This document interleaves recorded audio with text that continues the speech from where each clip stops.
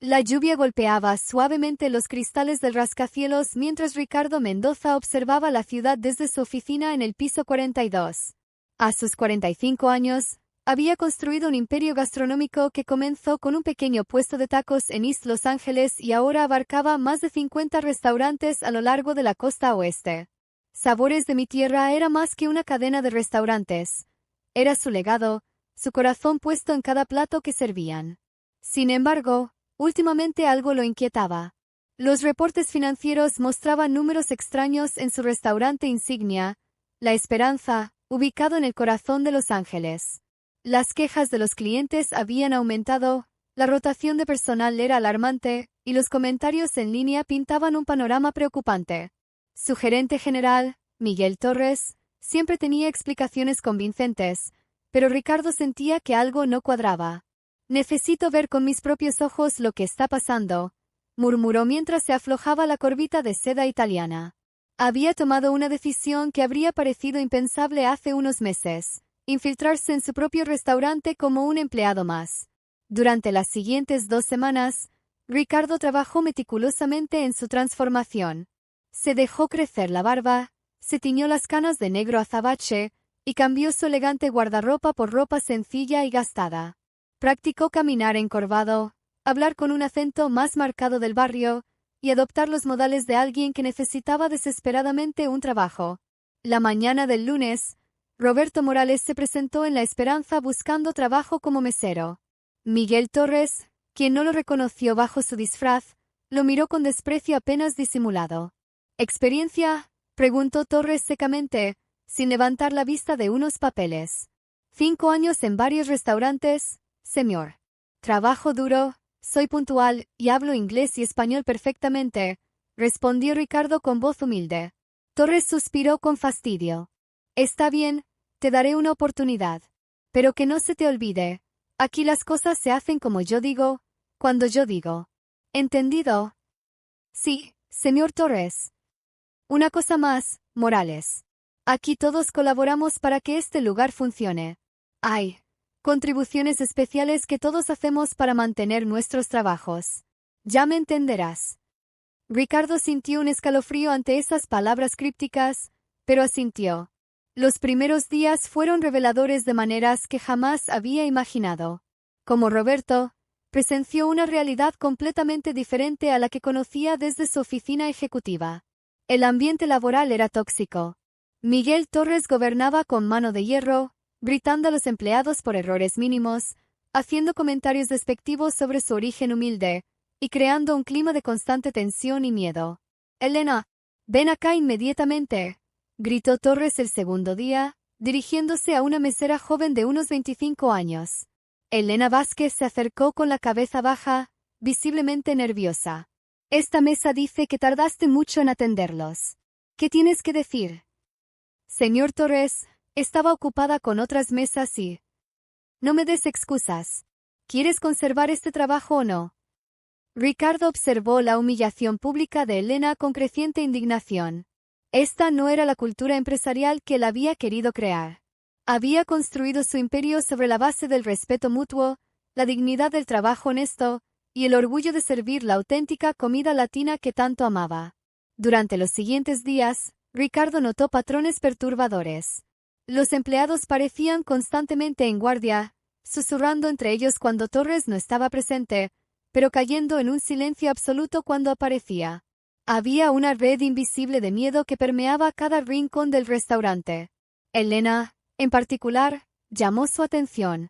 Era una trabajadora ejemplar, atenta con los clientes, rápida, eficiente y siempre dispuesta a ayudar a sus compañeros. Sin embargo, Ricardo notó que Torres la trataba con especial dureza, buscando cualquier pretexto para criticarla o humillarla públicamente. «Oye, Roberto», le susurró Carlos, un cocinero veterano, durante un breve descanso. «Ten cuidado con Torres. Es mejor mantenerse del lado bueno de él, si sabes lo que te conviene». «¿Qué quieres decir?» Carlos miró nerviosamente a su alrededor antes de continuar. «Hay cosas que pasan aquí, cosas que es mejor no preguntar. Solo haz tu trabajo, mantén la boca cerrada, y todo estará bien». Pero Ricardo no podía mantener la boca cerrada. Cada día que pasaba, veía más ejemplos del abuso sistemático de Torres. El hombre no solo humillaba a los empleados públicamente, sino que había creado un sistema donde el miedo era moneda corriente. El jueves por la tarde, durante el turno más ocupado del día, Ricardo presenció algo que lo dejó sin aliento. Torres se acercó a Elena mientras ella preparaba una bandeja de bebidas. «Elena, mi oficina, en 5 minutos», le dijo en voz baja, pero con un tono que no admitía discusión. Ricardo vio cómo el rostro de Elena se puso pálido. Sus manos temblaron ligeramente mientras terminaba de preparar las bebidas. «¿Estás bien?», le preguntó Ricardo cuando Torres se alejó. Elena lo miró con ojos llenos de una mezcla de miedo y desesperación. «Estoy bien, Roberto. Solo es parte del trabajo aquí». Pero Ricardo podía ver que no estaba bien.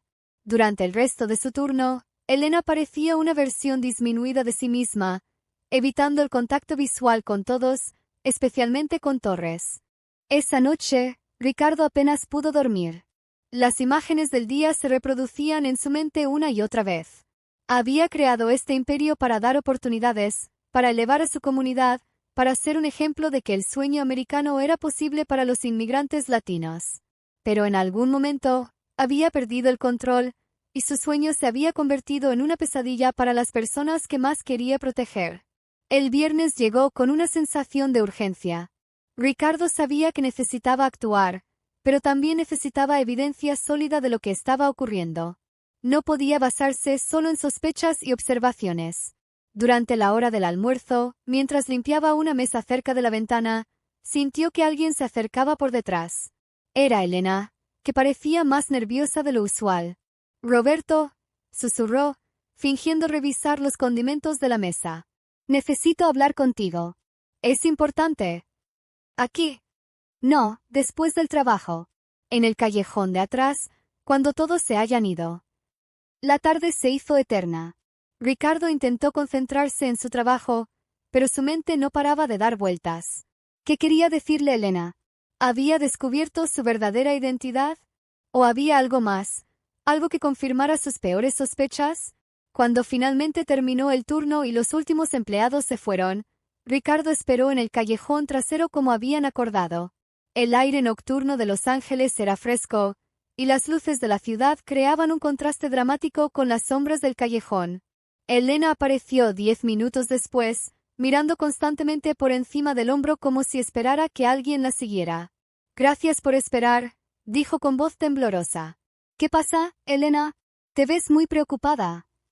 Elena respiró profundamente, como si estuviera reuniendo coraje para lo que iba a decir. «Roberto, no sé si puedo confiar en ti, pero ya no tengo opciones. Las cosas aquí están muy mal, peor de lo que imaginas». Sacó un papel doblado de su bolsillo y se lo extendió. «Lee esto cuando estés solo. Contiene información que necesita llegar a las personas correctas». Ricardo tomó el papel con manos temblorosas. «Elena, ¿qué está pasando aquí?» «Torres no es solo un mal jefe, Roberto. Él está haciendo cosas terribles. A mí, a otras meseras jóvenes. Nos amenaza, nos chantajea, nos dice que si no». Su voz se quebró y no pudo continuar. El corazón de Ricardo se aceleró. Sus peores temores se estaban confirmando. «Nos dice que si no cooperamos, perderemos nuestros trabajos. Y para muchas de nosotras, este trabajo es lo único que tenemos. Somos madres solteras, tenemos familias que alimentar, algunas no tienen papeles y no pueden arriesgarse a quedar sin trabajo». Elena se secó las lágrimas que habían comenzado a caer. «Pero no es solo el acoso sexual, Roberto. También hay dinero involucrado. Torres tiene un sistema donde todos los empleados tenemos que darle un porcentaje de nuestras propinas. Dice que es para gastos operativos, pero sabemos que se lo queda a él. ¿Por qué no han denunciado esto?» «¿A quién?» «Torres dice que tiene conexiones, que conoce al dueño de la cadena personalmente, que nadie nos va a creer. Y muchas de nosotras tenemos miedo. Algunas han tratado de irse, pero Torres se las arregla para sabotear sus referencias, para asegurarse de que no consigan trabajo en ningún otro lugar». Ricardo sintió una mezcla de rabia y náusea. Este monstruo había estado operando bajo su nariz, usando su empresa, su reputación, para crear un sistema de explotación y abuso. Elena, necesito que sepas que esto no va a continuar. Te prometo que algo va a cambiar. Elena lo miró con una mezcla de esperanza y escepticismo. Roberto, eres nuevo aquí. No entiendes qué tan poderoso es Torres en este lugar. Él controla todo. Confía en mí, Elena. Solo dame un poco de tiempo. Después de que Elena se fue, Ricardo se quedó solo en el callejón, leyendo la nota bajo la luz de una farola. Lo que encontró lo dejó sin aliento. Elena había documentado meticulosamente fechas, horarios, nombres de víctimas, cantidades de dinero extorsionadas, e incluso había conseguido grabar algunas conversaciones en su teléfono. La nota incluía testimonios de al menos 8 empleados que habían sido víctimas del sistema de Torres. Había descripciones detalladas de acoso sexual, intimidación, chantaje económico y amenazas de deportación para los empleados indocumentados. Miguel Torres ha creado un reino del terror, escribía Elena. Utiliza nuestro miedo, nuestra vulnerabilidad y nuestra necesidad desesperada de trabajar en contra nuestra. Nos ha convertido en prisioneros de nuestras propias circunstancias. Pero lo que más impactó a Ricardo fue la última línea de la nota. Por favor, ayúdanos. Ya no sabemos a quién más acudir. Si realmente existe justicia en este mundo, necesitamos que alguien con poder nos escuche. Esa noche, Ricardo no durmió nada. Se pasó las horas mirando al techo, procesando todo lo que había aprendido. El restaurante que había sido su orgullo y alegría se había convertido en una pesadilla para las personas que más admiraba. Trabajadores inmigrantes luchando por salir adelante, igual que él había hecho décadas atrás. Al amanecer, Ricardo ya había tomado una decisión. Se dirigió directamente a sus oficinas corporativas, donde convocó una reunión de emergencia con su equipo legal, recursos humanos y su director de operaciones. Necesito que inicien inmediatamente una investigación formal sobre Miguel Torres y las operaciones de La Esperanza, anunció sin preámbulos. Tengo evidencia de acoso sexual sistemático, extorsión y creación de un ambiente laboral tóxico.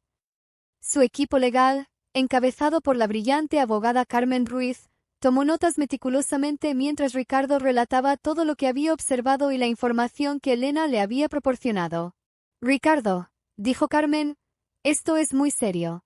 Si estas acusaciones son ciertas, no solo estamos hablando de terminación de empleo para Torres. Podríamos estar viendo cargos criminales, demandas civiles y un daño significativo a la reputación de la empresa. Me importa un carajo la reputación de la empresa, respondió Ricardo con una firmeza que sorprendió incluso a él mismo. Lo que me importa es que hay 8 personas, probablemente más, que han sido victimizadas bajo mi nombre, en mi restaurante, con mi dinero. Eso es inaceptable. Durante los siguientes días, mientras su equipo legal iniciaba la investigación formal, Ricardo continuó trabajando como Roberto Morales. Ahora tenía una misión clara: documentar más evidencia y, más importante aún, asegurarse de que Elena y las otras víctimas supieran que no estaban solas. El lunes siguiente, Elena se acercó a él durante un breve descanso. Roberto, ¿hablaste con alguien sobre...? Ya sabes. Elena, necesito que confíes en mí. Las cosas van a cambiar, pero va a tomar un poco de tiempo hacer las cosas correctamente. Es que Torres ha estado más agresivo últimamente. Ayer después del trabajo me retuvo en su oficina por más de 1 hora. Me hizo cosas que no quiero recordar.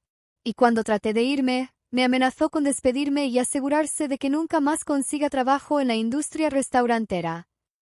Ricardo sintió una rabia tan intensa que tuvo que contenerse para no ir directamente a la oficina de Torres en ese momento.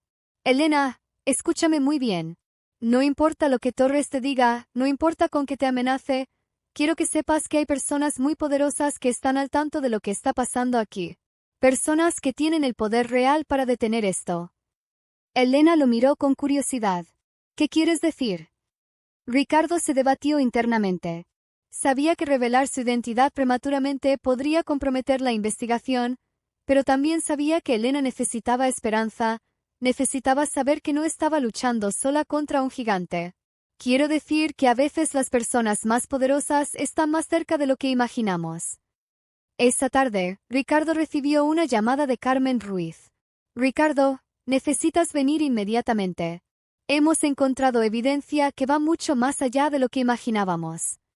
En las oficinas corporativas, Carmen le mostró una serie de documentos y grabaciones que habían obtenido durante su investigación. Torres no solo estaba extorsionando a los empleados por sus propinas, explicó Carmen. También estaba inflando las facturas de proveedores y quedándose con la diferencia, manipulando los horarios para evitar pagar horas extras, y había creado empleados fantasma en la nómina para desviar salarios a cuentas personales. ¿Cuánto dinero estamos hablando? Basándonos en nuestros cálculos preliminares, probablemente más de $200,000 en los últimos 2 años.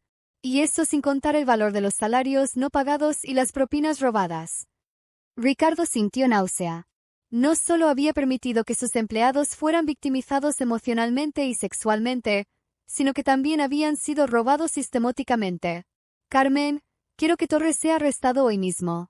Y quiero que cada centavo robado sea devuelto a los empleados con intereses. Ya estamos coordinando con la policía. Pero Ricardo, hay algo más que necesitas saber. Carmen puso una grabación en el sistema de audio de la oficina. Era una conversación entre Torres y alguien más, aparentemente otro gerente de la cadena. Sí, hombre, Ricardo Mendoza es un pendejo. Se escuchaba la voz de Torres claramente. El tipo se cree muy importante con sus oficinas lujosas, pero no tiene idea de lo que realmente pasa en sus restaurantes. Mientras los números cuadren en papel, él está feliz contando su dinero. Ricardo cerró los puños. No solo Torres había estado abusando de su posición, sino que también había estado burlándose de él, pintándolo como un jefe desconectado que no se preocupaba por sus empleados. Hay más, continuó Carmen. Hemos identificado que este patrón no se limita solo a la esperanza. Creemos que Torres ha estado coordinando con gerentes de al menos otros 3 restaurantes de la cadena para replicar este sistema. La magnitud de la traición era abrumadora. Ricardo se dio cuenta de que había estado viviendo en una burbuja, creyendo que su éxito empresarial se basaba en valores sólidos, cuando en realidad había permitido que un cáncer creciera dentro de su organización. El miércoles por la mañana, Ricardo llegó temprano a La Esperanza. Sabía que sería su último día como Roberto Morales, y quería asegurarse de que Elena y los otros empleados victimizados supieran que la justicia estaba en camino. Durante el desayuno, se acercó discretamente a Elena. Elena, necesito que reúnas a todas las personas que mencionaste en tu nota. Diles que vengan temprano mañana, antes de que abra el restaurante. ¿Por qué?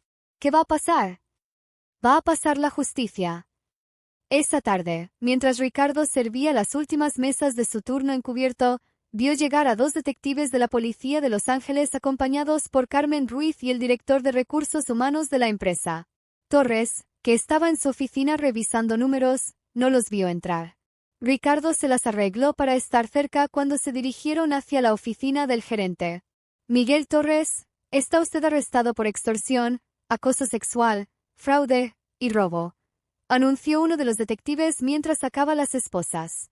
La expresión de shock en el rostro de Torres fue reemplazada rápidamente por una de furia cuando vio a los representantes de la empresa corporativa. Esto es un error. Yo conozco personalmente a Ricardo Mendoza. Él sabe que yo manejo este lugar mejor que nadie. Ricardo se acercó lentamente, quitándose el delantal y la gorra que había usado durante semanas como parte de su disfraz. Miguel, dijo con una voz que recuperó toda su autoridad ejecutiva, tienes razón en una cosa. Si me conoces personalmente. Torres palideció al reconocer gradualmente la voz, luego el rostro de su jefe supremo. Señor Mendoza, pero ¿cómo? ¿Cómo descubrí que habías convertido mi sueño en una pesadilla para las personas que más respeto en este mundo? Muy simple, Miguel. Hice lo que tú nunca pensaste que haría. Me preocupé lo suficiente por mis empleados como para caminar en sus zapatos. Todo el restaurante se había detenido. Empleados, cocineros, meseros, todos habían dejado lo que estaban haciendo para presenciar la caída del tirano que había controlado sus vidas durante tanto tiempo. Elena se acercó lentamente, con los ojos llenos de lágrimas pero con una expresión de incredulidad. Roberto. Ricardo se volvió hacia ella con una sonrisa cálida. Mi nombre real es Ricardo Mendoza, Elena. Soy el dueño de esta cadena de restaurantes. ¿Y tú? Tú fuiste la persona más valiente que he conocido en mi vida. Te atreviste a confiar en un extraño con la verdad, y esa verdad va a cambiar todo. Los siguientes minutos fueron un torbellino de emociones. Mientras Torres era llevado esposado, Ricardo se dirigió a todos los empleados reunidos. Quiero que sepan que lo que ha pasado aquí es completamente inaceptable y va en contra de todo lo que esta empresa representa. Miguel Torres ya no trabaja aquí, y vamos a asegurarnos de que pague por cada daño que ha causado.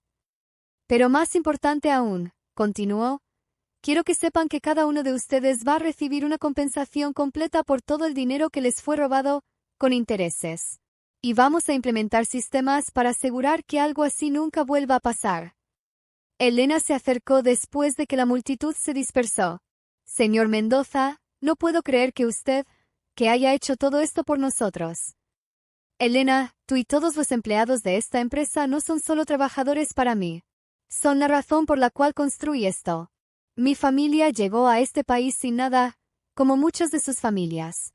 Trabajamos en restaurantes, fuimos tratados mal, fuimos explotados. Construí esta empresa para asegurarme de que la próxima generación de inmigrantes latinos tuviera un lugar donde pudieran trabajar con dignidad y respeto. Torres traicionó esos valores, pero más importante aún, traicionó su confianza. Y por eso, él va a pagar, y ustedes van a recibir justicia.